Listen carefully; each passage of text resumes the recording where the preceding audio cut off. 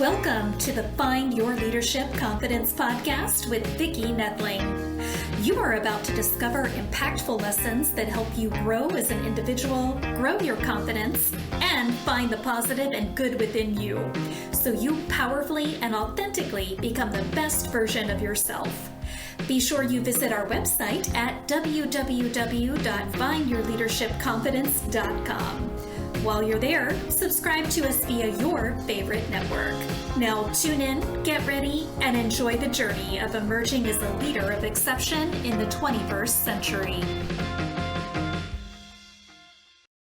Welcome, everyone, to the Find Your Leadership Confidence podcast. I'm your host, Vicki Noethling, coming to you from Roswell, Georgia. The goal of this podcast is to bring topics and guests that will empower you to become that confident leader and take your business and your life to the next level. Today, I am so excited to have with me Laurie Gilbertson. And let me tell you about Laurie. Laurie is a former New York City sex crime and organized crime prosecutor, television legal analyst, educator, and entrepreneur. As the owner of Tribeca Blue Consulting, she helps professionals communicate with clarity and confidence in their public speaking, presentations, trial work, and media appearances. Laurie is passionate about helping people present their ideas in creative and persuasive ways that engage their audience. As a former trial lawyer and television legal analyst, she shares insider tips and tricks from her experiences in front of judges, juries, and live television audiences to help her clients get the most out of their presentations and public speaking. Laurie works with her clients through group training and one-on-one coaching to develop their personal and professional narratives, craft the hooks that draw their audiences in, and curate the stories that keep them listening and wanting to learn more. This leads to more clarity and confidence in their communication and more attention and success for them and their businesses. To me, as the teacher, also same as Laurie, it's so important that you understand storytelling. So today we're going to talk about storytelling techniques to make your communication shine. Please join me in welcoming my guest, Laurie Gilbertson. Laurie, so excited to have someone so aligned with what I do and understands the importance of being that great communicator and storyteller. Vicki, thanks so much for having me. I feel like we're speaking the same language here. It's really going to be, I think, a great conversation we're going to have, but we always start with a very easy question for you, and that is, please tell the audience, where do you live? I live in Denver, Colorado. Beautiful Denver, Colorado, where, contrary to public belief, it is not freezing all the time. We actually have 300 days of sun every year. Yes.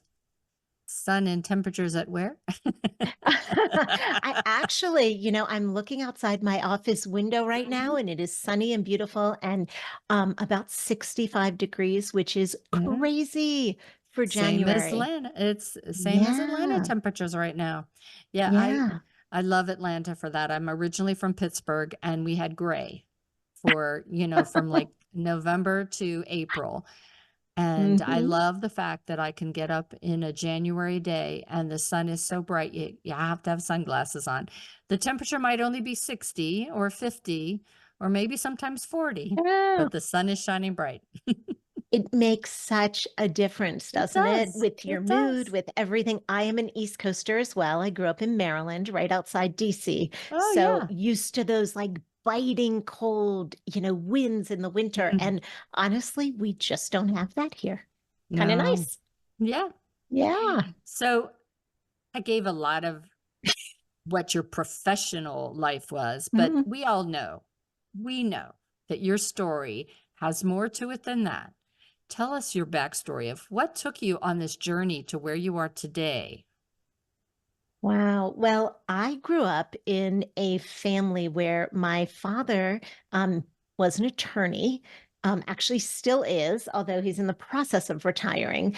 And so I grew up with this kind of advocacy and storytelling and, just this really compelling kind of communication all the time. So I really got used to sitting at the table at dinner time and kind of sparring with my dad a bit. There's 4 kids in our family, 2 boys and 2 girls. I am the oldest.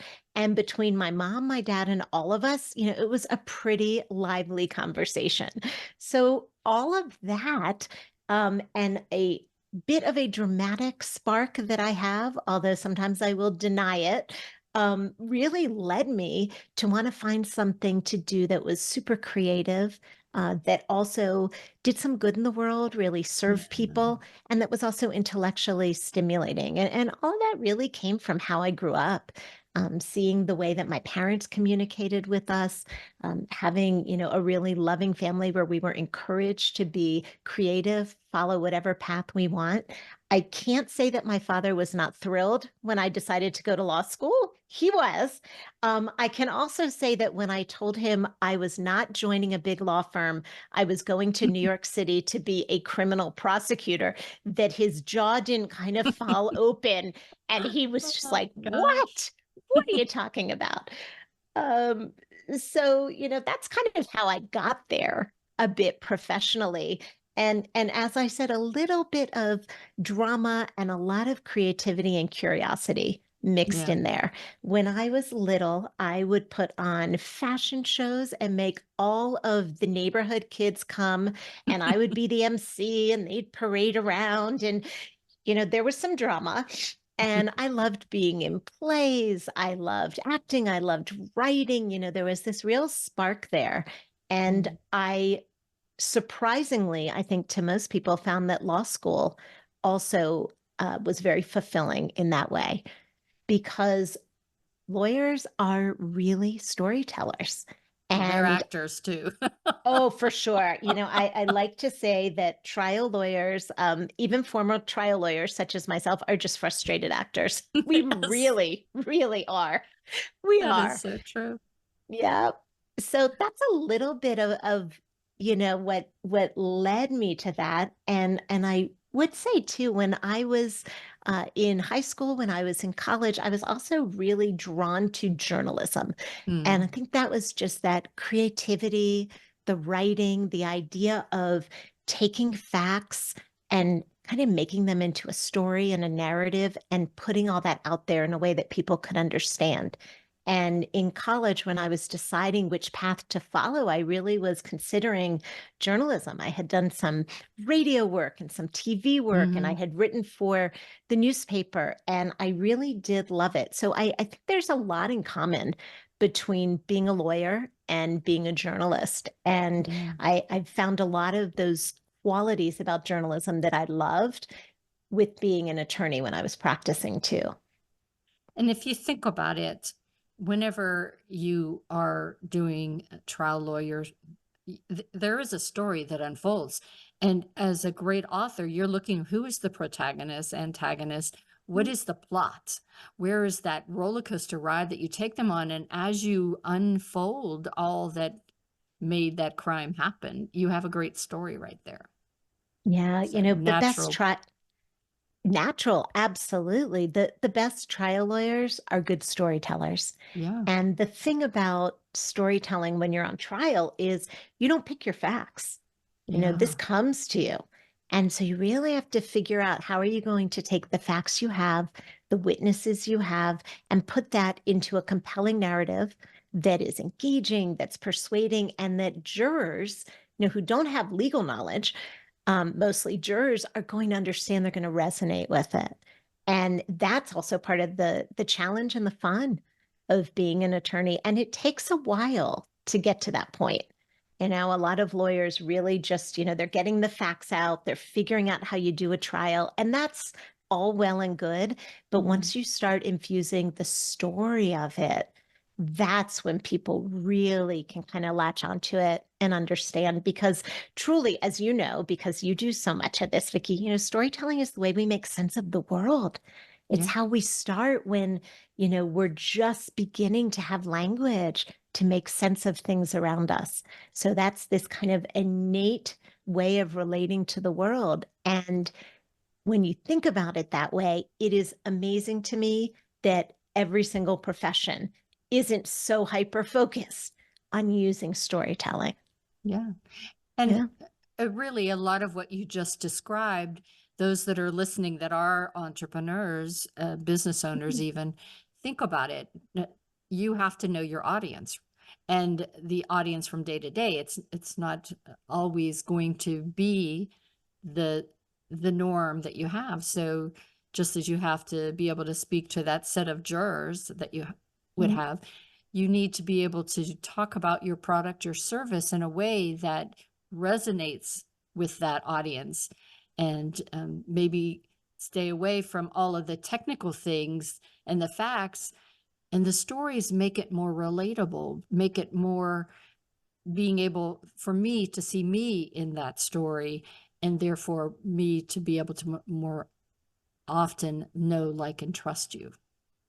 Oh, absolutely. And the thing that I think most entrepreneurs don't necessarily think about is the fact that you are not the hero of the story that you're telling. That's so true. Right? That's so You're true. not the hero, you're the guide.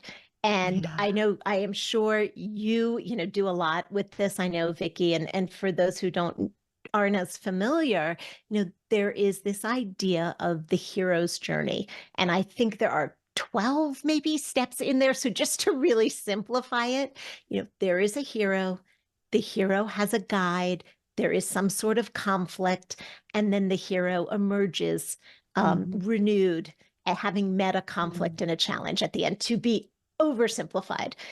And really, with any kind of storytelling, and especially with this kind of brand storytelling for entrepreneurs, you are not the hero. You are the guide. You're taking your customer on a journey. What can you do for them? How does your product or your service relate to them? When I started my company a few years ago, all of this was new to me. I had been an attorney. I had no idea how to be an entrepreneur. And, I took a course on consulting just to figure out what consulting was, so that I'm like, do I have a consulting company? What am I doing here? And to just really, really delve in and start. And once you get this idea, which I learned through this whole process, that you are there serving your customer through your product or your service, you are telling the story, you are guiding them through it. It is not about you. It's about them. So for me, when I was thinking, oh, I'll put on my website all my qualifications and all these great things I've done, and it's kind of fun to say you were a prosecutor. People want to know about that. There's movies about it and TV about it. This is so exciting. Nobody cares, right? They want to know, what can you do for them? So instead of saying, I had all these years and I did all this stuff, what I really need to be saying, with me as an example, is public speaking difficult for you? Do you get nervous when you need to get up in front of people? Is that something you'd like to conquer? I can help, and this is how I can help. And that way, I'm the guide, right? I'm not the hero. The hero is the client who comes in, does the work, conquers their fear, and goes out as that hero's journey and meets the conflict head on. And when you're an entrepreneur and you're helping people do that, it is incredibly satisfying to start thinking about things that way. And once you do, you will never see anything the same again. You will never look at a biography the same way. You'll never look at a profile on LinkedIn the same way. You'll never look at a website the same way once you start doing that. So I'd like for you to share some maybe recent examples of how you've helped one of your clients go from being okay in their presentation, especially online, to being great by just adding the stories. Yeah. And you can hear my dog in the background. He's very excited about storytelling. Maybe you can't, and the microphone is working. So great. He's just expressing his happiness there. So I had a client who came to me. I got a call from him saying, Laurie, oh my goodness, I just got asked to do a presentation. It's in front of all of these clients of the law firm. And I've never actually had to speak in public before. He was an attorney. Yep. No. He was a transactional real estate attorney. And so, not a litigator, not a trial lawyer, wasn't used to doing any of this, had an opportunity. And, kudos to him. He took advantage of the opportunity. And when he was asked, will you speak to our clients at this event? He jumped on it, said yes, and then called me. And what we did was we sat down and started to craft the story of what he was going to tell. And the fun part about this was that it was going to be kind of aligned with the baseball team here in Denver. And the event was actually going to be with a baseball game and at the stadium there. So we could kind of weave that in as kind of a fun theme. We started to figure out, what kind of slides might he want to use, because he really did feel like he needed something to kind of guide him through this. And what was he going to be talking about? What length were we going to be using? And what was the theme in the story? So we had, as I said, 2 weeks, and we sat down, we started talking about it. We started working through it. And the thing that really worked for this particular client was getting up and doing it, because he'd never done it before. So he would do it. I would watch, I would video him. We would see what the situation was with filler words, with confidence. And the more and more he did it, the more comfortable he got. Yeah. And the more and more he did it, the more excited he got about this opportunity. And the more we kind of started thinking, this isn't, as I was saying, this isn't about you. This is about the people you're speaking to. What do you use this framework? What do you want them to know? How do you want them to feel? And at the end of your talk, what do you want them to do? Right? What's that call to action? And once we could put it in those terms, for someone who is a transactional attorney, that made sense. That was tangible. That could tell a story. And, I cannot emphasize enough practice and preparation, especially if you're someone who is not really experienced in public speaking. And we took the story that he wanted to tell, which was, a bit technically related to these clients. We put it in with a theme that related to baseball. So he had some great humor in there, which was wonderful, and helped him connect with this audience and be really just human, and real. And I would have to say almost, as most of the public would think, unlawyer-like, right? Entertaining, creative.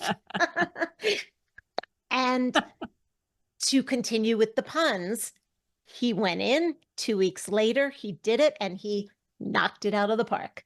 And he did so well that the firm continued to give him these opportunities. And one of the clients who was there was so impressed by him that they went and eventually hired him away to work for them. Wow. So it just, by seizing this opportunity, even though he was terrified of it, didn't know what it was going to be, really didn't know how he was even going to get through it.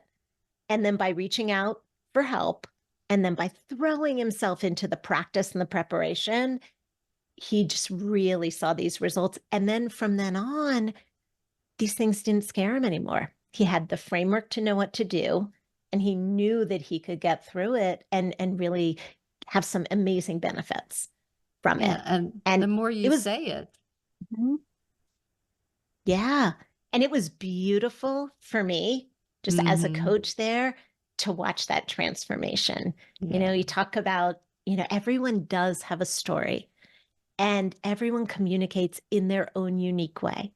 And so what I do with my clients is I really want to tap into, what is your unique story? What is your unique way of relating to the world?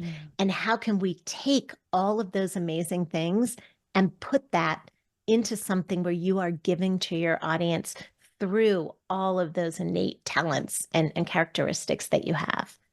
And that's what I did there. And it was wonderful. I'm saying I did it. Ultimately, I was the guide and he was the hero. And I think that's something to really stress too. When you do your stories, even though it's your story, it's so much more impactful to not use the I,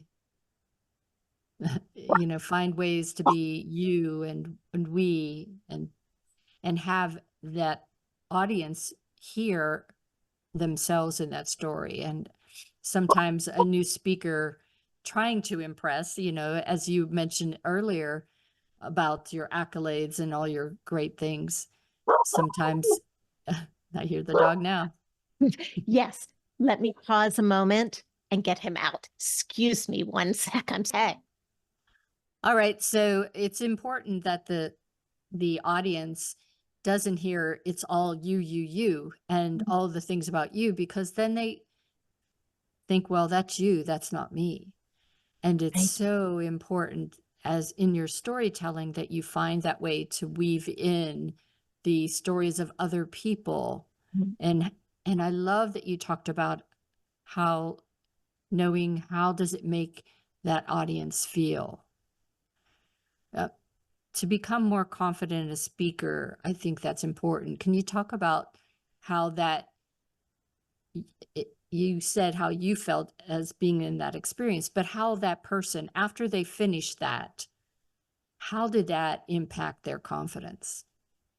How it was a huge transformation, because so many people think that if you're going to get up and give a big presentation or give a big speech, you have to fit into some kind of mold, right? Of this uber confident, epic person who's telling stories in ways that have never been told before. And it's just so exciting and so engaging. And that is incredibly intimidating. So for this particular client, as we worked together over those 2 weeks, I could even see his confidence increasing. And he was supremely confident in what he did in his work and the kind of transactional work he did. That's where he was the expert. Stepping into this, he had to know he wasn't quite the expert. And that was also incredibly engaging, because we don't have to be perfect, and confidence does not mean perfection. In fact, perfection is kind of boring, I find. That's what I say all the time. Do you? I say it all the time. Vicki, I knew we were speaking the same language. I knew it. It's boring. It really is. It's the content that he was sharing. It was the way that he was telling even stories about himself a little bit that could relate to his audience, where he was being vulnerable, where he was even calling out the fact that he was not an experienced public speaker, but that he was so excited at the opportunity to speak to this audience that he jumped in to do it. So that also, expressing that vulnerability, was both an incredible way to connect with the audience, and then in a way, because you don't necessarily think of vulnerability and confidence, but they were so inextricably tied there, because as soon as he was vulnerable, they connected, and he became more confident because he could feel that connection, and also because he could be authentic. And that is such a big part of being confident. I did a presentation last week, actually, on being confident in the courtroom. And I wrote the title to it. It was about confidence, communication, and the courtroom. And then when I sat down to plan it, I thought, just exactly what you asked me. What does confidence even mean? Right? We throw that word around so much. What does it really mean? And the more I thought about it, I really thought, confidence means something different to everybody.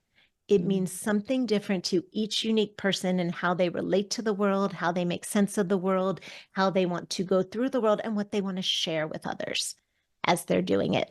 So if, I'd encourage people, and this is something I've done over the years, is watch speakers out there, right? Colleagues, people such as yourself, Vicki, when you're listening to podcasts, or if you're watching Vicki, as a great example of this on her, on YouTube, with the podcast, watch people, see what they do, see what resonates with you, see what might feel like it's something that you may either want to emulate, or it's kind of the way that you communicate too, to start to realize what that kind of confidence is going to mean to you.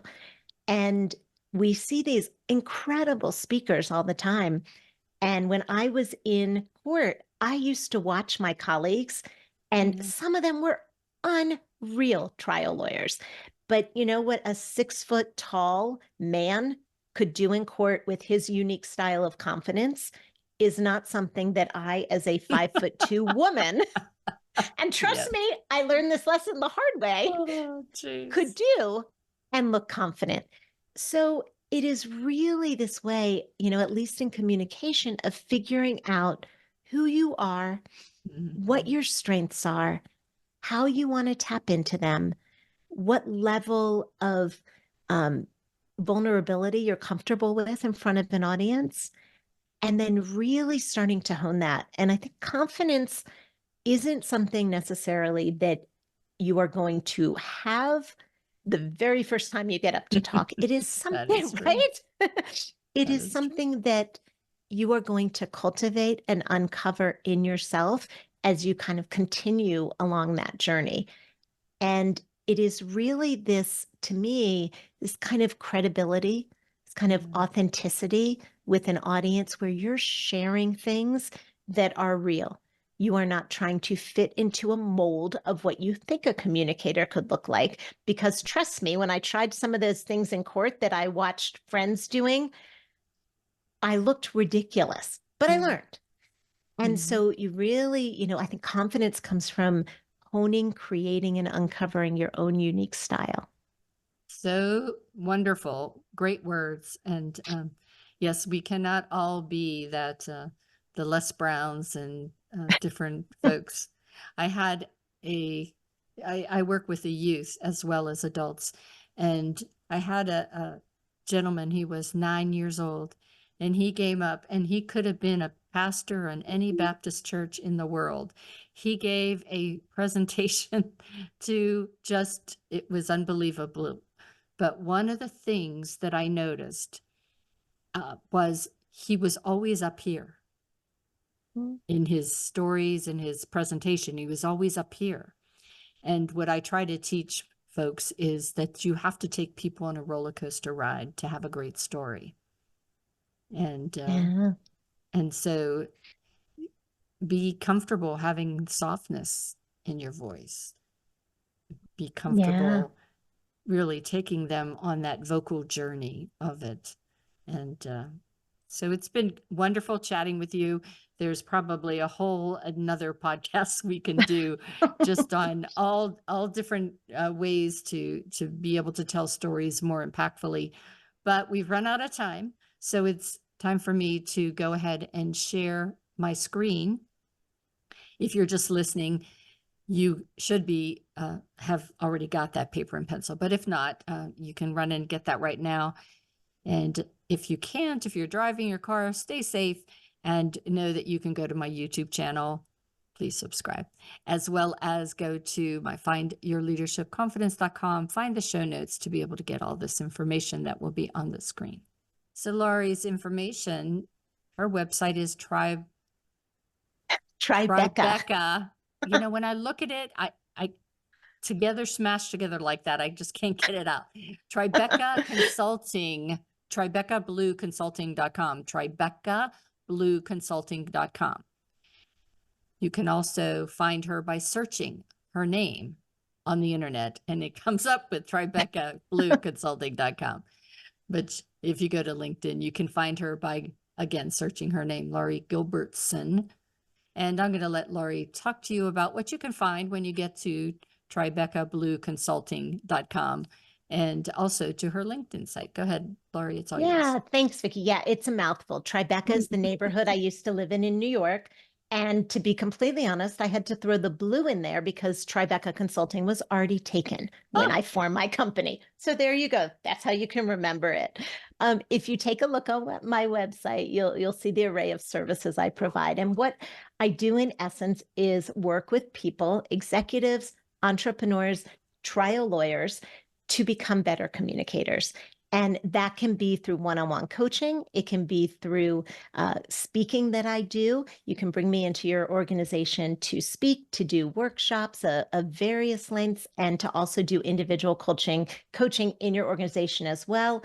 If you're just an individual, you're listening, you're an entrepreneur, or you're just really, really wanting to hone those communication skills, I do one-on-one coaching as well for that. And in terms of trial consulting, I do all the kinds of things that I used to do as a prosecutor, and I'm really helping trial lawyers find their voices in court. So all of that is on my website. I'd love to hear from you, and I love to connect with people on LinkedIn. So feel free to connect or follow with me there, and let me know you heard me on Vicki's podcast. Awesome. Well, Laurie, it's just been so great. I mean, as we said, we have the same mindset and synergy in what we do, and we understand the power of storytelling in everything that we have. Life is a story. I hate whenever people say, well, I don't know, I don't have a story. Everybody has a story every day.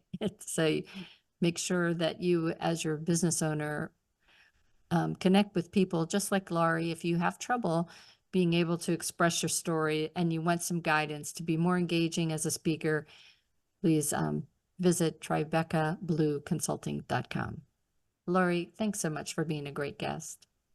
Vicki, thanks so much for having me. And the world needs to hear these stories. Yeah, it really does, right? They do. Yeah. As always, I remind everyone that life is a journey. It's up to you to enjoy the ride. This is Vicki Noethling, signing off. Thank you for tuning into the Find Your Leadership Confidence podcast with Vicki Noethling, where we share impactful lessons that help you grow as an individual, grow your confidence, and find the positive and good within you so you powerfully and authentically become the best version of yourself. Remember to visit our website at www.findyourleadershipconfidence.com and enjoy even more great episodes like this one. Again, while you're here, subscribe to us via your favorite network. We look forward to seeing you next time on the Find Your Leadership Confidence podcast.